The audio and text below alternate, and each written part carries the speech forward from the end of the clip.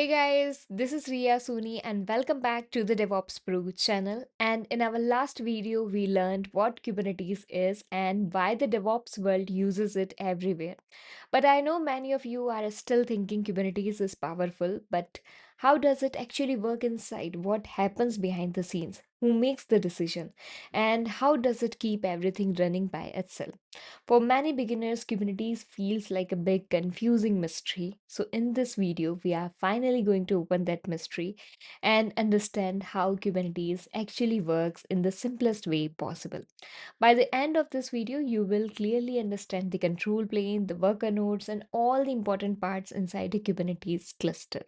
And once these pieces fit together in your mind, Kubernetes will stop looking scary and it will start looking simple and logical. So let's get started.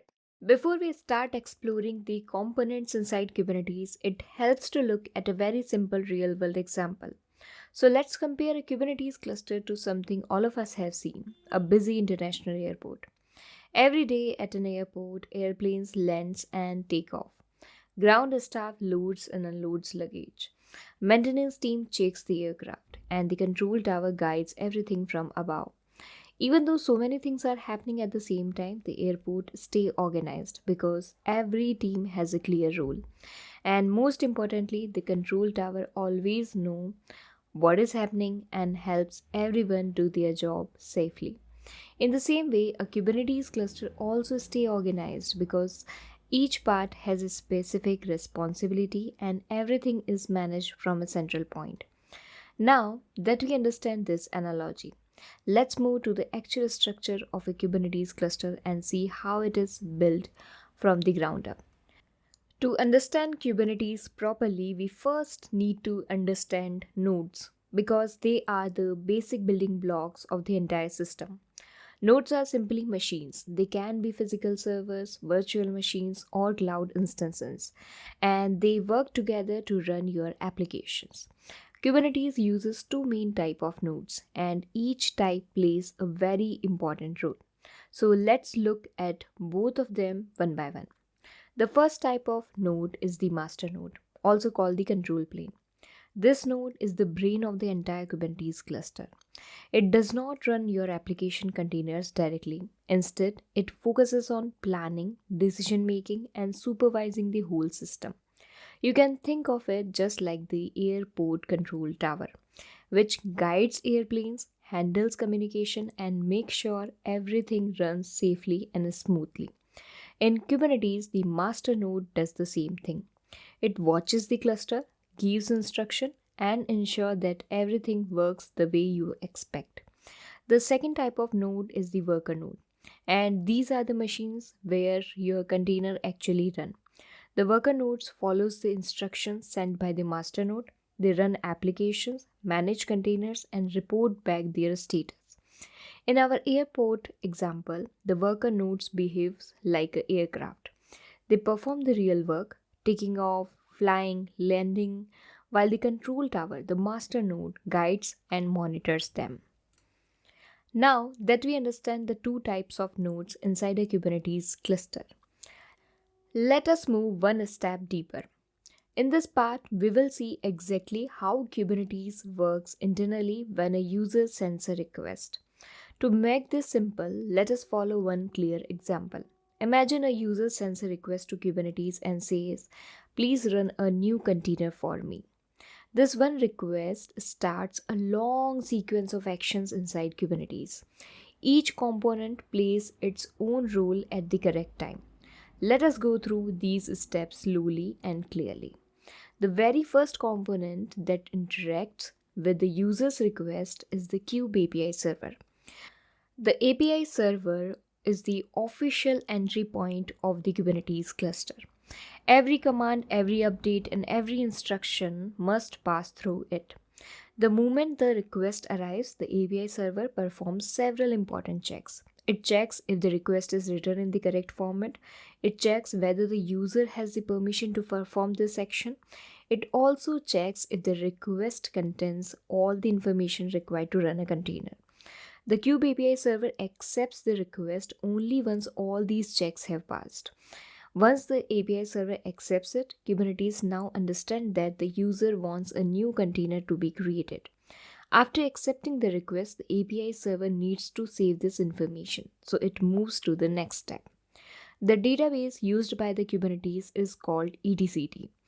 This database stores all the important information about the cluster in a safe and reliable way. When the Kube API server accepts the new request, it immediately updates etcd. This update tells etcd that a new container should now be created inside the cluster. etcd saves this information as part of the desired state of the system. etcd stores details like what tasks should run, how many machines exist in the cluster, what the current settings are, and what changes have been requested by user. Every other component later reads this stored information to understand what needs to be done next. Because of this, etcd is often called the source of truth for Kubernetes. Once the desired state has been recorded, Kubernetes must now decide where to run this new container. And this brings us to the next component, the kube scheduler. The kube scheduler is the component responsible for selecting the right worker node for the new container. To make this decision, the scheduler carefully examines the entire cluster. It checks how much free CPU and memory each worker node has. It checks how many tasks each node is already handling. It checks whether the nodes are healthy and able to take on new work. It also checks if any special requirement needs to be followed. After comparing all this information, the scheduler selects the worker node that is most suitable for running the new container. Once the scheduler completes the selection, it sends this information back to the Kube API server. The scheduler tells the API server exactly which worker node should run the container. The API server now knows where the container should be placed, so it sends this decision to the next component. The Kube Controller Manager is the component that turns the user request into reality. It constantly compares two things. First, the desired state of the cluster, which is what the user wants. Second, the current state of the cluster, which is what is actually happening right now.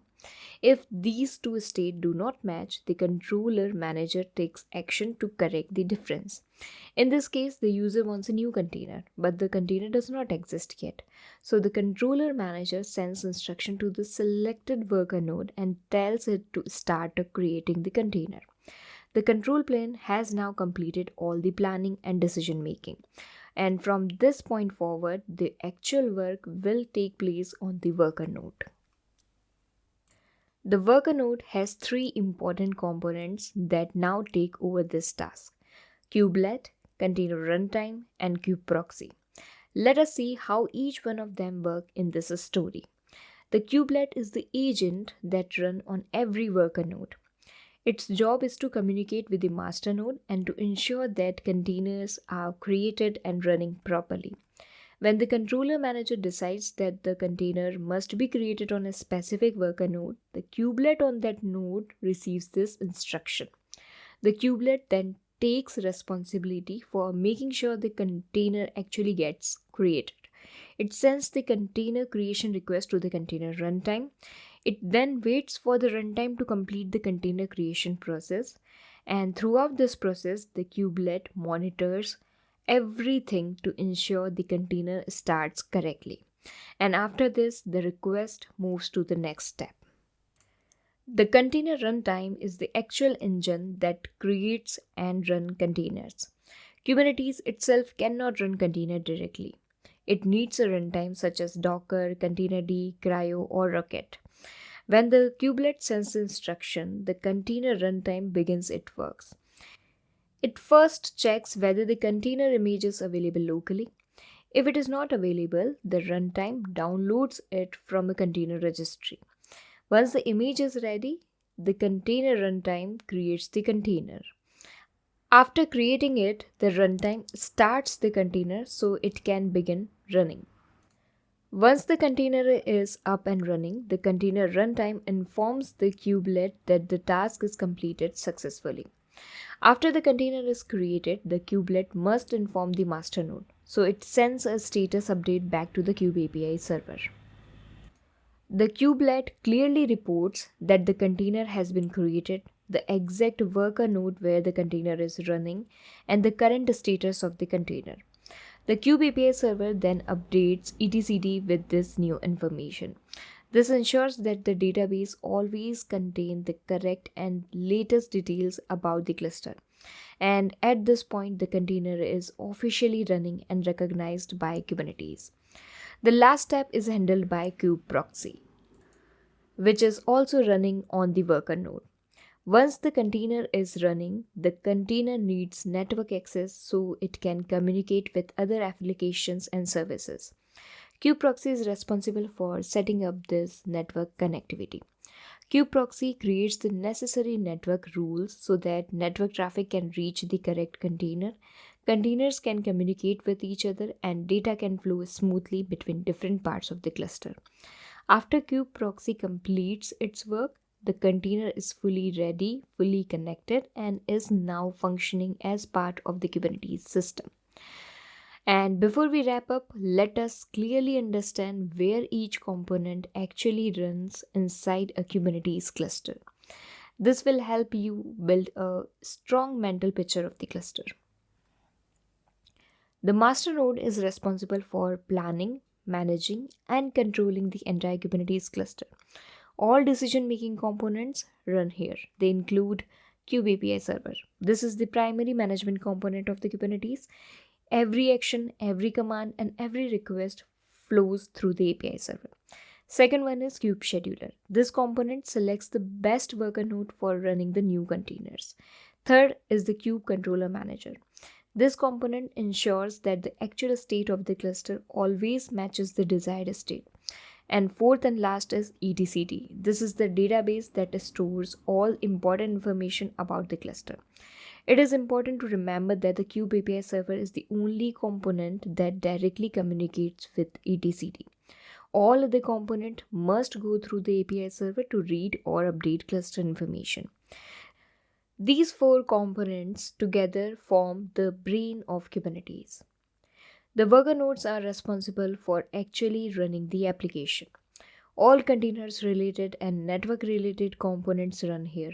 They include kubelet, the agent that receives instruction from the master node and manages containers on that specific worker node. Second is container runtime, the engine responsible for creating and running containers. Third is kubeproxy, the component that manages networking rules so containers can communicate with each other smoothly. These components ensures that applications run properly and stay connected inside the cluster. And that brings us to the end of this video. I hope this explanation helped you clearly understand how Kubernetes works internally and how different components cooperate to run your application. As you continue learning Kubernetes, this understanding of the architecture will make everything else much easier to follow. So, if you enjoyed learning with me today, I would really appreciate your support. Share this video with at least 3 people who are also starting their DevOps journey. Give the video a like so more learners can discover it, and subscribe to the DevOps Pro to stay updated with the upcoming videos in this Kubernetes series. And if you have any doubts, questions, or topics you want me to cover, please write them in the comments. I read every comment and I am always happy to help. Thank you so much for the watching, and I will meet you in the next Kubernetes tutorial.